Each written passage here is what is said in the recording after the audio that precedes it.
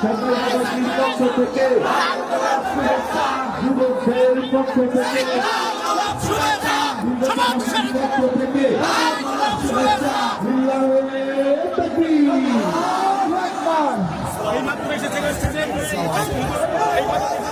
এবার যাই আপনাদের সামনে বক্তব্য পেশ করবেন পীরগাছা প্রেস ক্লাবের সম্মানিত সভাপতি সাংবাদিক তোজাম্মেল মুন্সি ভাই। তো আজকে আমার কলিজাটা ভরে গেছে এই জন্য যে আজকে বিএনপির নেতা এবং এনসিপির নেতা দুইজনকে গলায় বুকে জড়িয়ে নিয়েছে, তাই না বলেন আপনারা সবাই? এটা আমরা স্বচক্ষে আমাদের চোখে দেখেছি।